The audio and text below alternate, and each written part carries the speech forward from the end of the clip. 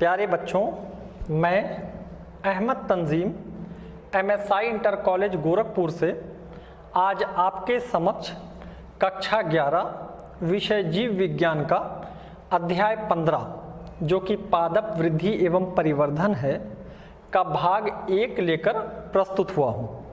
बच्चों, अपने अध्ययन की सुविधा हेतु हमने इस अध्याय को कुछ प्रमुख बिंदुओं में बांट रखा है और इन प्रमुख बिंदुओं को हमने 3 भागों में बांट लिया है।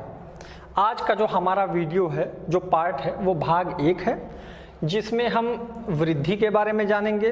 वृद्धि की प्रावस्थाओं को देखा जाएगा, वृद्धि के क्षेत्र, उनके मापन का एक आइडिया लिया जाएगा और वृद्धि की दर के बारे में जाना जाएगा।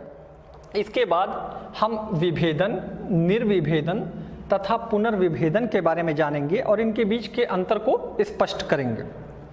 और भाग 1 में ही हम परिवर्धन यानी विकास, डेवलपमेंट, इसका भी एक आइडिया लेंगे।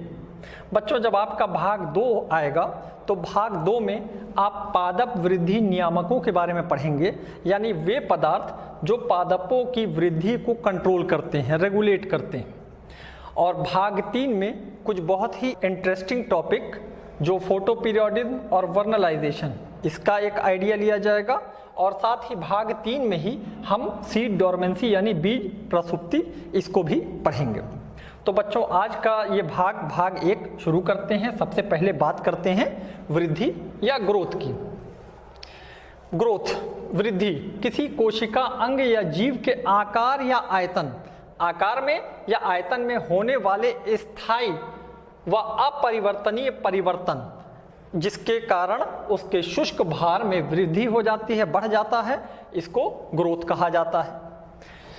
ब्लैकमैन के अनुसार वृद्धि वह परिणाम है जो किसी अंग अथवा जीव की विघटनकारी क्रियाओं, विघटनकारी टूट फूट वाली क्रियाएं, जिसको कैटाबॉलिज्म कहा जाता है, विघटनकारी क्रियाओं की तुलना में निर्माणकारी क्रियाओं, निर्माणकारी एनाबॉलिज्म, जिससे शरीर बनता है, निर्माणकारी क्रियाओं की अधिकता के कारण होता है। बच्चों, कोशिकाओं में, अंगों में और जीवों के शरीर में दोनों प्रकार की क्रियाएं निरंतर चलती रहती हैं, जो विघटनकारी और निर्माणकारी 2 कैटेगरी में बांटी जाती है।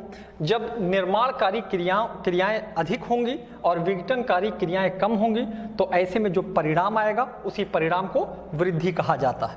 और ये वृद्धि गतिशील और अपरिवर्तनीय प्रक्रिया है। पौधों में वृद्धि केवल मेरिस्टेमेटिक ऊतकों तक ही सीमित है, जो अभी आगे हम पौधों में वृद्धि की बात करेंगे तो उसको डिटेल में देखेंगे। बच्चों, वृद्धि की कुछ विशेषताएं हैं, यानी ये वृद्धि जीवित जीवों में होती है और ये वृद्धि अपरिवर्तनीय है, इरिवर्सिबल है, गतिशील है और मात्रात्मक यानी क्वांटिटेटिव है, इसको मापा जा सकता है। एक ऐसा परिवर्तन जिसको मापा जा सके, मात्रात्मक परिवर्तन है। और पौधों में ये वृद्धि केवल मेरिस्टेमेटिक ऊतकों तक ही सीमित होती है। बच्चों, आइए अब पादपों में वृद्धि की बात करते हैं डिटेल में। पादपों में वृद्धि देखा जाए कि पादपों में वृद्धि, इनकी क्या कैरेक्टरिस्टिक्स हैं। और जो पादपों में वृद्धि है वो जीवन पर्यंत होती रहती है, यानी पौधे जीवन पर्यंत वृद्धि करते रहते हैं और इस प्रकार की वृद्धि को अनिर्धारित अथवा अपरिमित पादप वृद्धि कहा जाता है। इनडिटर्मिनेट ग्रोथ, चूंकि ये जीवन पर्यंत वृद्धि कर रहे हैं, जबकि जंतुओं में जो वृद्धि होती है वो जीवन पर्यंत नहीं होती है, उसको डिटर्मिनेट ग्रोथ कहा जाता है, निर्धारित ग्रोथ कहा जाता है। पौधों में विशेष स्थानों पर विभ्योतक यानी मेरिस्टेमेटिक टिश्यूज, विभ्योतक मिलते हैं। ऐसी कोशिकाएं, ऐसे ऊतक जो विभाजन कर सकते हैं, जिनके अंदर विभाजन की क्षमता होती है, तो ऐसे ऊतक मिलते हैं जो विभाजन करके नई कोशिकाएं बनाते हैं। और यही नई कोशिकाएं जब इनकी आकार में वृद्धि होती है, इनके आयतन में वृद्धि होती है, तो ये फिर पादप शरीर का निर्माण करती हैं। बच्चों, प्ररोह अग्रत विभ्योतक यानी शूट एपिकल मेरिस्टेम, जो यहाँ दिखाया गया है। मूल अग्रत विभ्योतक, रूट एपिकल मेरिस्टेम, जो यहाँ दिखाया गया है। ये दोनों पौधे की लंबाई में वृद्धि करते हैं और इस वृद्धि को प्राथमिक वृद्धि या प्राइमरी वृद्धि कहा जाता है। जबकि द्विबीजपत्री और जिम्नोस्पर्म पौधों में पार्श्व विभजोतक यानी लैटरल मेरिस्टेम, ये पौधों के तनों की चौड़ाई को बढ़ाते हैं, सेकेंडरी ग्रोथ कराते हैं। संवहनी कैम्बियम, कॉर्क कैम्बियम, ये पौधों की मोटाई में वृद्धि कर रहे हैं और इस वृद्धि को सेकेंडरी ग्रोथ या द्वितीयक वृद्धि कहा जाता है। चित्र में आपको दिखाया भी गया है प्ररोह के अग्रस्थ भाग में जो विभजोतक है, प्ररोह अग्रस्थ विभजोतक, और मूल के अग्रस्थ भाग में जो विभजोतक है वो मूल अग्रस्थ विभजोतक, ये दोनों पौधों की लंबाई को बढ़ा रहे हैं जो तीर द्वारा दर्शाया गया है। और तने के बीच में संवहनी कैम्बियम है जो तने की मोटाई को बढ़ा रहा है, मूल में भी और प्ररोह में भी। बच्चों, पादप की जो वृद्धि है ये माप योग है, इसको मापा जा सकता है। और अगर कोशिकीय स्तर पे बात किया जाए तो कोशिकीय स्तर पे जो वृद्धि हो रही है वो जीवद्रव की मात्रा में वृद्धि के कारण हो रही है। जीवद्रव की मात्रा बढ़ रही है, इसके कारण कोशिकीय स्तर पे वृद्धि हो रही है और इस वृद्धि को मापना आसान नहीं है, तो इसलिए पौधों में वृद्धि को आनुपातिक रूप से ही मापा जा सकता है। और जो मान इस्तेमाल किए जाते हैं इसकी वृद्धि को मापने के लिए वो ताज़ा भार, पौधे का ताज़ा भार ले लिया समय समय के बाद और उनकी वृद्धि को आंक लिया। शुष्क भार, ड्राई वेट ले लिया। ड्राई वेट यानी किसी जीव को सुखा के और उसको सुखाने के बाद जो भी उसके अंदर जल है उसको वाष्पित कर दिया जाए और वाष्पित करने के बाद उसका भार लिया जाए, तो जो भार आएगा उसको शुष्क भार कहा जाता है। तो शुष्क भार, इससे ये भी एक मान है जिससे पादप में वृद्धि मापी जाती है। आयतन माप करके कोशिकाओं की संख्या, लंबाई, क्षेत्रफल आदि माप करके इनकी वृद्धि को मापा जा सकता है, चाहे पादपों की या पादपों के किसी अंग की। यहाँ पर कुछ उदाहरण दिए गए हैं, जैसे कोशिका संख्या।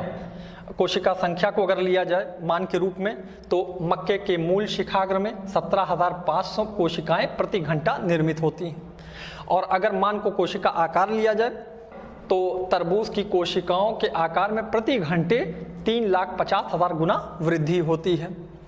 लंबाई, परागनलिका इसका बहुत ही अच्छा उदाहरण है। परागनलिका, पॉलन ट्यूब, इसकी लंबाई को मापना। और क्षेत्रफल यानी पत्ती में वृद्धि, पत्तियों का क्षेत्रफल नाप करके इनकी वृद्धि का अनुमान लगाया जा सकता है, देखा जा सकता है क्या वृद्धि हुई है। तो इस प्रकार ये कुछ मान हैं जो पादप में वृद्धि को मापने के लिए सहायक होते हैं। बच्चों, पादपों की जो वृद्धि है इसकी कुछ प्रावस्थाएं होती हैं और सबसे पहली प्रावस्था है कोशिका निर्माण या विभजोतकी प्रावस्था, सेल फॉर्मेशन और मेरिस्टेमेटिक फेज। इस प्रावस्था में कोशिकाएं निरंतर विभाजित होती रहती हैं और अपनी संख्या को बढ़ाती रहती हैं, संख्या में वृद्धि करती रहती हैं। और यह प्रावस्था प्ररोह अग्रस्थ भाग और मूल अग्रस्थ भाग में पाई जाएगी। अभी हमने चित्र में देखा भी है कि प्ररोह अग्रस्थ भाग शूट एपिकल मेरिस्टेम वहाँ पाया जा रहा है और मूल अग्रस्थ भाग में रूट एपिकल मेरिस्टेम पाया जा रहा है जो पौधों की लंबाई में वृद्धि कर रहा है। तो यह प्रावस्था शूट के टिप पर और रूट के टिप पर वहाँ पे जो मेरिस्टेम है वहाँ पे ये पाई जाएगी। और ऐसी कोशिकाएं जो विभाजन कर रही हैं, जो इस प्रावस्था में हैं, वे कोशिकाएं, इनके अंदर पर्याप्त कोशिका द्रव्य होता है और बड़ा केंद्रक पाया जाता है और इन कोशिकाओं में रिक्तिकाएं नहीं पाई जाती और इनकी कोशिका भित्ति ये पतली होती है। अब ये कोशिकाएं जो इस प्रावस्था में हैं ये अगली प्रावस्था में जाएंगी जिसको दीर्घीकरण प्रावस्था या इलोंगेशन फेज कहा जाएगा। यानी इस प्रावस्था में विभाजन के बाद बनने वाली नई कोशिकाओं में विभिन्न उपापचयी क्रियाओं के फलस्वरूप लंबाई, आयतन एवं भार बढ़ने लगता है। तो अब इनके अंदर जो उपापचयी क्रियाएं हैं तो उनकी वजह से इनका आकार, आयतन, इनकी लंबाई बढ़ने लगेगी और इस प्रावस्था को कहा जाएगा दीर्घीकरण प्रावस्था। और इस प्रावस्था में चूंकि लंबाई, आयतन और भार तीनों बढ़ रहा है तो इस प्रावस्था में वृद्धि तेजी से होती है और इन कोशिकाओं में मोटी कोशिका भित्ति एवं बड़ी रिक्तिकाएं पाई जाती हैं। इसके बाद ये जो कोशिकाएं हैं ये जिस कार्य के लिए बनी हैं उस कार्य के लिए ये एक निश्चित आकार ले लेती हैं और इस प्रावस्था को कोशिका परिपक्वन एवं विभेदन प्रावस्था कहा जाता है। इस प्रावस्था में कोशिकाएं निश्चित आकार ले लेती हैं और इनकी कोशिका भित्ति पर लिग्निन, सुबेरिन आदि जमा हो जाएगा और जिसकी वजह से इनकी कोशिका भित्ति मोटी हो जाएगी और यही कोशिकाएं आगे चलकर जाइलम, फ्लोएम, पैरेन्काइमा आदि ऊतक का निर्माण करती हैं। तो बच्चों, ये जो तीन प्रावस्थाएं हैं इनको अगर हम पौधे के मूल में देखें तो इन प्रावस्थाओं के आधार पर वृद्धि के कुछ क्षेत्र निर्धारित किए गए हैं जो यहाँ मूल अग्रस्थ भाग में दिखाए गए हैं। ये क्षेत्र प्रारोह के भी अग्रस्थ भाग में पाए जाएंगे, चिन्हित किए जा सकते हैं। पहला, कोशिका निर्माण क्षेत्र। अगर मूल के अग्रज भाग में देखा जाए तो मूल कैप के बाद थोड़ा सा टिप के करीब यहाँ पे जो कोशिकाएं हैं वो लगातार डिवाइड कर रही हैं, उनकी जो प्रावस्था है वो कोशिका निर्माण वाली प्रावस्था है, वो निर्माण करती जा रही है, मेरिस्टेमेटिक हैं। तो ये जो क्षेत्र है इसको कोशिका निर्माण क्षेत्र कहा जाएगा, जोन ऑफ सेल डिवीजन। उसके बाद ये कोशिकाएं डिवाइड करने के बाद ये इलोंगेशन फेज में आ जाती हैं, यानी अब इनकी लंबाई बढ़ने लगेगी और इस जोन को कहा जाएगा दीर्घीकरण क्षेत्र, यानी जोन ऑफ सेल इलोंगेशन। उसके बाद ये कोशिकाएं परिपक्व हो जाती हैं। अगर ये मूल रोम के लिए हैं तो मूल रोम बना लेंगी, जाइलम बना लेंगी, फ्लोएम बना लेंगी, पैरेन्काइमा बना लेंगी। तो इस क्षेत्र को जोन ऑफ सेल मैचुरेशन या परिपक्वन क्षेत्र कहा जाता है। तो इस तरह से वृद्धि के क्षेत्र का निर्धारण किया जाता है और ये क्षेत्र मूल के भी अग्रज भाग में चिन्हित किए जा सकते हैं और शूट के भी एपिकल भाग में चिन्हित किए जा सकते हैं। वृद्धि दर, किसी एकल काल यूनिट टाइम में होने वाली वृद्धि को वृद्धि दर कहते हैं। एकल काल यानी 1 यूनिट टाइम, वो 1 सेकेंड, 1 घंटा, 1 महीना, 1 साल, जो भी, लेकिन 1 यूनिट टाइम। तो एकल काल में होने वाली वृद्धि को वृद्धि दर कहते हैं। इसे अंगगणितीय यानी अर्थमेटिकली एवं ज्यामितीय यानी जियोमेट्रिकली दोनों प्रकार से अभिव्यक्त कर सकते हैं। तो सबसे पहले हम बात करते हैं अंगगणितीय वृद्धि की। बच्चों, अंगगणितीय वृद्धि में जो वृद्धि होती है वो वृद्धि इस प्रकार से होती है: 1, 2, 3, 4, 5, 6 एंड सो ऑन। ऐसा क्यों? ऐसा इसलिए कि जब कोशिका विभाजित होती है, 1 से 2 होगी, तो उन 2 कोशिकाओं में से एक कोशिका विभेदित हो जाएगी और विभेदित होकर परिपक्व हो जाएगी, अपने विभाजन की क्षमता खो देगी, जबकि दूसरी कोशिका विभाजन करती रहती है, जिसकी वजह से जो इसमें ग्रोथ आती है वो 1, 2, 3, 4, 5, 6 की तरह आती है, जो यहाँ चित्र में दिखाया गया है, अंगगणितीय वृद्धि। और यह वृद्धि जड़ एवं तने के शीर्ष पर मिलती है। ये वृद्धि दर शुरू से ही एक समान रहती है। बच्चों, अगर हम किसी पौधे के किसी अंग या पौधे की लंबाई को काल के साथ आरेख करें तो हमको एक रैखिक वक्र मिलता है। आइए जरा इसको डिटेल में समझते हैं। मान लेते हैं कि हम किसी पौधे की लंबाई को माप रहे हैं यूनिट टाइम में, ठीक? तो हमने यहाँ पर टाइम ले लिया। टाइम, हम अलग अलग टाइम पे पौधे की या पौधे के अंग की लंबाई, उस भाग की जहाँ पे अर्थमेटिक ग्रोथ हो रही है, वहाँ पे लंबाई को हम अलग अलग समय में नाप रहे हैं। तो मान लेते हैं समय को हमने मंथ, महीना मान लिया, ओके? और हमने 1 महीने पे, 2 महीने पे, 3 महीने पे, 4 महीने पे, 5 महीने पे हमने इसकी किसी भाग की लंबाई को मापना शुरू किया, लंबाई, लेंथ। तो मान लेते हैं कि ये लेंथ हमने सेंटीमीटर में ले लिया।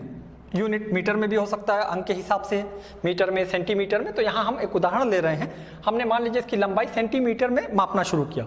चूंकि ये अर्थमेटिक ग्रोथ है तो अर्थमेटिक ग्रोथ जो होगी वो 1, 2, 3, 4 होगी। एक कोशिका परिपक्व हो जा रही है और दूसरी डिवाइड करती रह रही। तो इसलिए अगर एक टाइम पे मापा, मान लेते हैं ये लंबाई 1 सेंटीमीटर आ गई।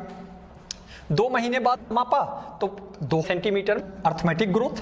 3 पे मापा, 3 हो जाएगी, 3 सेंटीमीटर। 4 पे 4 सेंटीमीटर। 5 पे 5 सेंटीमीटर। तो अब अगर हम लंबाई को काल के साथ आरेख करें, कैसे? काल को हमने x एक्सिस पर ले लिया और लंबाई को हमने y एक्सिस पर ले लिया और काल 1, 2, 3, 4, 5 काल की वैल्यू हमने यहाँ रख दिया। महीने में है, जो यहाँ दिखाया गया है ये महीने में है।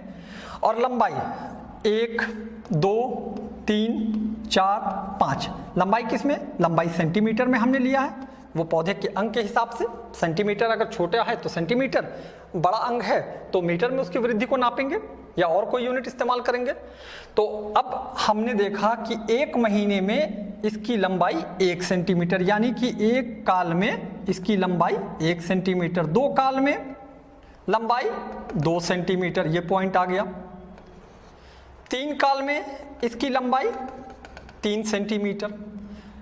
4 महीने बाद इसकी लंबाई 4 सेंटीमीटर और 5 के बाद 5वें महीने में इसकी लंबाई 5 सेंटीमीटर, चूंकि ये अर्थमेटिक ग्रोथ है। और जब इन पॉइंट्स को मिलाया जाएगा तो हमको एक लीनियर कर्व, रैखिक वर्क यानी लीनियर कर्व बनता दिखाई देगा। तो अर्थमेटिक ग्रोथ में जो कर्व आता है वो लीनियर कर्व यानी रैखिक वर्क होता है। बच्चों, इस वृद्धि को गणितीय रूप से भी व्यक्त किया जा सकता है इस फॉर्मूले के द्वारा, जो LT = L0 + RT। L0 ये प्रारंभ की लंबाई, LT T काल के बाद, जो हमने काल चुना है उस T काल के बाद की लंबाई, R वृद्धि दर, ये पौधे की वृद्धि दर या उस अंग की वृद्धि दर, और T काल, जिस काल के अंतराल पर हम अंत और प्रारंभ की लंबाई को माप रहे हैं। बच्चों, जो दूसरे प्रकार की वृद्धि है वो ज्यामिति यानी ज्योमेट्रिकल ग्रोथ। ज्योमेट्रिकल ग्रोथ, इस ग्रोथ में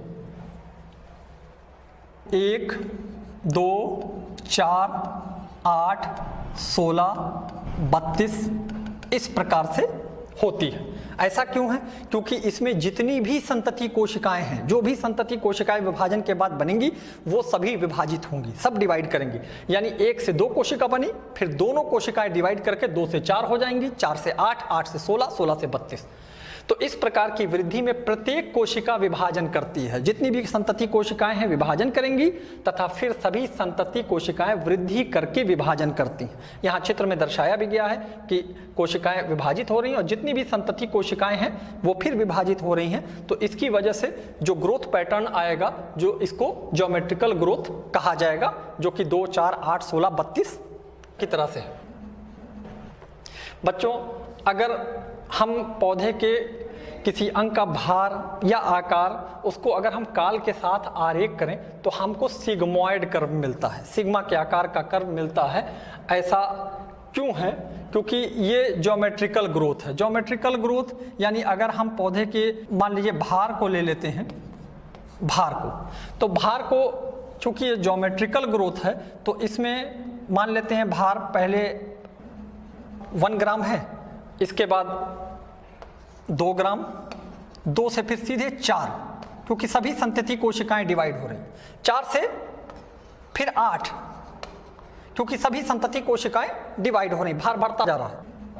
8 के बाद 16, परंतु उसके बाद न्यूट्रिएंट लिमिटेड होने लगेंगे, और जब न्यूट्रिएंट लिमिटेड होने लगेंगे तो फिर कोशिकाओं की ग्रोथ भी कम होने लगेगी, जिसकी वजह से भार में भी रोक आने लगेगी। तो 16 के बाद हम पाएंगे, जैसे उदाहरण के लिए 20, फिर 22, फिर 22। तो इस प्रकार जब इसकी ग्रोथ को प्लॉट किया जाएगा, इसके भार को चाहे आकार को, यहाँ हमने भार का उदाहरण लिया है, आप आकार भी ले सकते हैं, अगर प्लॉट किया जाएगा तो शुरू में वृद्धि धीरे हुई, शुरू की जो वृद्धि है प्रारंभ की ये धीरे हुई, तो इस फेज को लैग फेज कहा जाता है। इसमें वृद्धि धीमी गति से होती है। इसके बाद 4 से सीधे 8, 8 से 16, यानी अब जो वृद्धि हो रही है वो तेज गति से हो रही है, दोगुनी गति से हो रही है। तो अब जो प्रावस्था आएगी वो घातांकी प्रावस्था यानी एक्सपोनेंशियल फेज, जिसमें वृद्धि तेज गति से हो रही लॉग फेज, या घातांकी प्रावस्था लॉग फेज, इसमें वृद्धि तीव्र गति से होती है। परंतु एक समय के बाद न्यूट्रिएंट या किसी कोई और चीज लिमिटेड होने लगेगी, जिसकी वजह से फिर वृद्धि दर कम होने लगेगी, और वृद्धि दर कम होने की वजह से फिर एक नई अवस्था आएगी जिसको अप्रगामी या स्टेशनरी फेज कहा जाएगा। इसमें वृद्धि दर कम हो जाती है क्योंकि न्यूट्रिएंट या कोई और चीज लिमिटेड होने लगी है। बच्चों, इस ग्रोथ को गणितीय रूप से निम्न फॉर्मूले से व्यक्त किया जा सकता है। W1 = W0 ERT, जिसमें W0 प्रारंभिक आकार है, W1 अंतिम आकार है, T वृद्धि काल है जिसमें मापन किया गया है, E ये स्वाभाविक लघु गणित का आधार है, और R सापेक्ष वृद्धि दर है। बच्चों, ये सापेक्ष वृद्धि दर 2 प्रकार की है, एक निरपेक्ष यानी एब्सोल्यूट वृद्धि दर और एक सापेक्ष या रिलेटिव वृद्धि दर। प्रत्येक इकाई समय पर यूनिट टाइम में जीव अथवा उसके अंगों में पूर्ण वृद्धि का मापन निरपेक्ष वृद्धि दर कहलाता है। उदाहरण के तौर पर यहाँ पर 2 पत्तियां दिखाई गई हैं। एक पत्ती जिसका पहले जो आकार था वो 5 वर्ग सेंटीमीटर था और ये टी काल के बाद या कुछ समय के बाद बढ़ करके 10 वर्ग सेंटीमीटर हो गया। तो इसकी जो ग्रोथ हुई है, जो आकार बढ़ा है, वो कितना बढ़ा है? तो इसका आकार अंतिम 10 है, जो यहाँ दिखाया गया है 10 वर्ग सेंटीमीटर, और प्रारंभ का 5 वर्ग सेंटीमीटर जो यहाँ दिखाया गया है। तो 10 - 5 बराबर 5 सेंटीमीटर स्क्वायर। तो ये जो इसकी ग्रोथ है, ये एक्चुअल ग्रोथ है जो हुई है।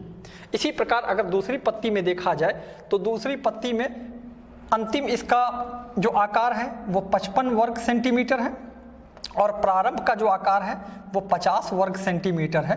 तो इसमें जो ग्रोथ आई है, जो एक्चुअल ग्रोथ हुई है, वो 5 सेंटीमीटर स्क्वायर है। तो इस ग्रोथ को एब्सोल्यूट या निरपेक्ष ग्रोथ कहा जाएगा, क्योंकि इन पत्तियों में जो ग्रोथ हुई है वो पूर्ण वृद्धि है। ये वृद्धि वो वृद्धि है जो इनमें एक्चुअल हुई है, तो इसको एब्सोल्यूट ग्रोथ कहा जाएगा। परंतु जब प्रत्येक इकाई समय पर वृद्धि को सामान्य आधार पर मापा जाएगा, यानी कि देखा जाएगा कि पिछले के सापेक्ष में अब इसके अंदर कितना वृद्धि हुई है, चाहे प्रतिशत में चाहे फ्रैक्शन में, तो उसको सापेक्ष वृद्धि दर यानी रिलेटिव ग्रोथ रेट कहा जाएगा। उदाहरण के लिए यहाँ पर जो वृद्धि हुई है वो 5 सेंटीमीटर स्क्वायर की हुई है और पहले इस पत्ती का जो आकार था वो 5 था। तो अब इसके अंदर अगर वृद्धि, सापेक्ष वृद्धि को कैलकुलेट किया जाए परसेंटेज को, तो 100 से गुणा करेंगे 100, यानी इस वाले में पहली पत्ती में जो आ और A1 से दिखाया गया है, इसमें जो सापेक्ष वृद्धि हुई है वो 100% की हुई है। पहले के मुकाबले में ये 100% बढ़ी। दूसरे में अगर कैलकुलेट किया जाए तो दूसरे में जो इनमें बढ़त हुई है इस टाइम पीरियड में वो 5 सेंटीमीटर स्क्वायर है आकार में, और पहले जो इसका आकार था, जो सापेक्ष, जिससे हम सापेक्ष कर रहे हैं, वो 50 था। यानी पहले इसका आकार 50 वर्ग सेंटीमीटर था और ये 5 वर्ग सेंटीमीटर बढ़ गई है। तो अब अगर हम इसकी परसेंटेज निकाल लें, 5 दूनी 10 यानी 10%, तो हम कह सकते हैं कि इसकी जो सापेक्ष वृद्धि है वो 10% है, यानी अपने पहले के आकार से ये 10% की इसने ग्रोथ किया है, जबकि इस पत्ती ने पहले के सापेक्ष में, पहले आकार के सापेक्ष में 100% की वृद्धि किया है। तो इस वृद्धि को सापेक्ष वृद्धि दर कहा जाता है। यानी किसी प्रणाली तंत्र में प्रत्येक इकाई समय पर वृद्धि को सामान्य आधार पर मापन को सापेक्ष वृद्धि दर कहते हैं। बच्चों, ये जो पादपों में वृद्धि है, इसके लिए कुछ परिस्थितियां, कुछ उपयुक्त परिस्थितियों की आवश्यकता होती है, जैसे पोषक तत्वों की आपूर्ति। क्योंकि ये जो पोषक तत्व हैं, इनकी आवश्यकता जीव द्रव के संश्लेषण, कोशिका भित्ति के निर्माण, विभेदन, ऊर्जा के स्रोत आदि के लिए पड़ती रहती है। इसलिए पोषक तत्वों की आपूर्ति अगर बनी रहेगी तो वृद्धि अच्छी होती है। दूसरा, इष्टतम ताप, ऑप्टिमम टेम्परेचर। पौधों में 25 से 30 डिग्री सेल्सियस का जो तापमान है वो अनुकूलतम होता है, और इससे कम तापमान पर एंजाइम अक्रिय होने लगती हैं, जिससे वृद्धि दर कम होने लगती है, और अधिक ताप पर एंजाइम नष्ट हो जाती हैं और जीवद्रव स्कंदित हो जाता है, जिसकी वजह से भी इनकी ग्रोथ पे असर पड़ता है और वृद्धि दर कम हो जाती है। तीसरा, ऑक्सीजन। ऑक्सीजन श्वसन के लिए आवश्यक होता है। जल, कोशिका दीर्घीकरण, एंजाइमों की सक्रियता, जैव रासायनिक क्रियाओं आदि के लिए ये माध्यम प्रदान करता है। और प्रकाश की तीव्रता, गुणवत्ता एवं अवधि का पौधों की वृद्धि पर सीधा प्रभाव पड़ता है, और हम जानते भी हैं कि प्रकाश संश्लेषण के लिए प्रकाश अति आवश्यक होता है। बच्चों, इसके बाद आइए अब बात करते हैं विभेदन, निर्विभेदन और पुनर्विभेदन की। बच्चों, अभी हमने देखा वृद्धि की प्रावस्थाओं में कि पहली प्रावस्था में कोशिकाएं डिवाइड हो रही हैं, विभाजित हो रही हैं। उसके बाद वो कोशिकाएं इलोंगेट हो रही हैं, उनका आकार, उनका आयतन, उनकी लंबाई बढ़ रही है, और उसके बाद वो परिपक्व हो रही हैं। जिस कार्य के लिए बनी हैं उस कार्य के लिए निश्चित आकार ले रही हैं, और जब वो निश्चित आकार लेती हैं तो वो अपने विभाजन की क्षमता खो देती हैं, और इसको विभेदन या डिफरेंशिएशन कहा जाता है। सरल अविभेदित विभेजोतक कोशिकाओं में किसी कार्य विशेष के लिए होने वाले रूपांतरण को विभेदन यानी डिफरेंशिएशन कहते हैं, और इस डिफरेंशिएशन के फलस्वरूप यानी विभेदन के फलस्वरूप कोशिकाओं के जीव द्रव व कोशिका भित्ति में संरचनात्मक परिवर्तन होते हैं, और पर इन परिवर्तनों की वजह से जाइलम, फ्लोएम आदि का निर्माण होता। उदाहरण, जाइलम में वाहिकाओं और वाहिनिकाओं यानी ट्रैकीड्स और वेसल्स के परिपक्व होते समय इनका जीवद्रव नष्ट हो जाता है और तथा कोशिका भित्ति सुदृढ़ व लिग्नोसेल्यूलोस युक्त हो जाती है। इसके ऊपर कोशिका भित्ति पे लिग्निन जमा हो जाता है, तो इसको विभेदन कहा जाता है। अगर ये विभेदित कोशिकाएं जो विभेदित हो चुकी हैं, जिनके अंदर विभाजन की क्षमता खत्म हो चुकी है, अगर ये वापस अपनी विभाजन की क्षमता को प्राप्त कर लें तो इस प्रक्रिया को निर्विभेदन या डी डिफरेंशिएशन कहा जाता है। कुछ सजीव विभेदित कोशिकाएं विशेष परिस्थितियों में विभाजन की क्षमता पुनः प्राप्त कर लेती हैं। इस क्रिया को निर्विभेदन कहते हैं। बच्चों, आपने सेकेंडरी ग्रोथ पढ़ा भी है पिछले चैप्टरों में, और उसमें आपने देखा है कि अंतरापूली कैम्बियम यानी इंटरफेसिकुलर कैम्बियम का निर्माण जो स्टील के अंदर होता है सेकेंडरी ग्रोथ में, डाइकॉट प्लांट में, और कॉर्क कैम्बियम का निर्माण जो स्टील के बाहर होता है, ये दोनों निर्विभेदन के उदाहरण हैं। तीसरा, पुनर्विभेदन, रीडिफरेंशिएशन। निर्विभेदित कोशिकाओं एवं ऊतकों द्वारा विभाजन के फलस्वरूप बनी कोशिकाओं में पुनर्विभेदन होता है। यानी अब ये कोशिकाएं जो निर्विभेदित हुई थी, इनका पुनर्विभेदन होगा और इस प्रक्रिया में यह कोशिकाएं विशिष्ट कार्य के लिए विकसित हो जाती हैं। इनके शारीरिक ढांचे में संरचनात्मक परिवर्तन हो जाता है। उदाहरण, द्वितीयक जाइलम, सेकेंडरी जाइलम और द्वितीयक फ्लोएम, सेकेंडरी फ्लोएम, इनका भी निर्माण सेकेंडरी ग्रोथ में आप पहले पढ़ चुके हैं। बच्चों, इसके बाद एक बड़ा ही इंपॉर्टेंट टॉपिक, परिवर्धन, विकास, डेवलपमेंट। तो परिवर्धन ये जन्म से लेकर मृत्यु तक होने वाले सभी परिवर्तनों को कहा जाता है। यानी जीवों के जीवन चक्र में जन्म से लेकर मृत्यु तक होने वाले विभिन्न परिवर्तनों को परिवर्धन कहा जाता है। इसीलिए पौधे में बीज के अंकुरण से लेकर जीर्णता तक यानी सेनेंसिस तक होने वाले सभी परिवर्धन कहलाएंगे। पौधों के जीवन काल में होने वाली वृद्धि और विभेदन प्रक्रिया का कुल योग है। यानी परिवर्धन में पौधे की वृद्धि भी आ गई और वृद्धि के बाद जो उनके अंदर विभेदन हो रहा है, डिफरेंशिएशन होकर के फूल, पत्ती या और अलग अलग प्रकार के ऊतक बन रहे हैं, वो सारी प्रक्रियाएं शामिल हैं जो यहाँ पर दर्शाया भी गया है, जिसमें दिखाया गया है कि विभेदोतक या मेरिस्टेमेटिक सेल जो डिवाइड कर सकते हैं, विभाजन की क्षमता है, ये डिवाइड करेंगे। कुछ मेरिस्टेमेटिक दोबारा फिर डिवाइड करेंगे, अपनी संख्या को बढ़ा रहे हैं, ये कोशिका विभाजन प्रावस्था में है। और उसके बाद इन कोशिकाओं में इलोंगेशन होगा, दीर्घीकरण होगा, और दीर्घीकरण होने के बाद इनकी लंबाई, इनका आकार, इनका भार बढ़ रहा है, और उसके बाद ये इनके अंदर विभेदन हो रहा है, ये परिपक्व हो रही और परिपक्व होकर के एक निश्चित आकार ले रही हैं और परिपक्व कोशिका बना रही और अपना कार्य करने लग रही हैं। फिर समय के साथ साथ इनकी जरावस्था आएगी और ये मृत्यु को प्राप्त होंगी। तो इस प्रकार प्रारंभ से लेकर अंत तक, बीज के बोने से लेकर के मृत्यु तक जो भी परिवर्तन आए हैं, उन परिवर्तनों को परिवर्धन कहा जाता है। और ये परिवर्धन आंतरिक और बाहरी कारकों के नियंत्रण में होता है। बच्चों, इसके बाद एक बहुत ही इंटरेस्टिंग टॉपिक, प्लास्टिकता, प्लास्टिसिटी, यानी पर्यावरण का पौधों के अंगों पर प्रभाव। आंतरिक और बाह्य कारकों के प्रभाव से पौधों की विभिन्न संरचनाएं वृद्धि की विभिन्न अवस्थाओं में विकसित होती हैं। इसे प्लास्टिकता या प्लास्टिसिटी कहा जाता है। प्लास्टिकता से पौधों को पर्यावरण से अनुकूल होने की क्षमता मिलती है और इसको हम हेट्रोफाइली या विषमपरता से समझ सकते हैं, जो यहाँ पे कुछ चित्र दिखाए गए हैं लार्कस्पर के और बटरकप। लार्कस्पर, इसमें जो पत्ती है वो तरुण अवस्था में उसका आकार अगर आप देखिएगा तो इस प्रकार है और प्रौढ़ अवस्था में आकार कुछ और हो जा रहा है। दूसरी तरफ बटरकप, जब ये जलीय अवस्था में पौधे थे तो जलीय अवस्था में जो इनकी पत्तियां थी उनका आकार ये था, और जब ये पार्थिव आवा यानी टेरेस्ट्रियल पे आए तो टेरेस्ट्रियल में इनकी पत्तियों का आकार इस प्रकार हो गया। तो इनके आंतरिक और बाह्य कारकों का इनके अंगों पर सीधा प्रभाव पड़ रहा है और इसको प्लास्टिकता या प्लास्टिसिटी कहा जाता है। बच्चों, यहाँ तक आते आते हमारा ये भाग अंत होता है।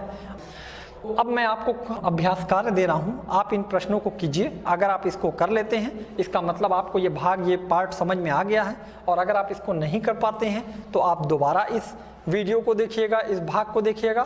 मुझे उम्मीद है कि आप इस भाग को, इन प्रश्नों को आप कर लेंगे और अगले भाग में आप प्लांट ग्रोथ रेगुलेटर्स यानी उन पदार्थों के बारे में पढ़ेंगे जो पादपों में वृद्धि को रेगुलेट करते हैं। जो वृद्धि आज हमने पढ़ा है, इन वृद्धि को जो कारक रेगुलेट करते हैं, कंट्रोल करते हैं, उसको आप भाग 2 में पढ़ेंगे। तब तक के लिए धन्यवाद।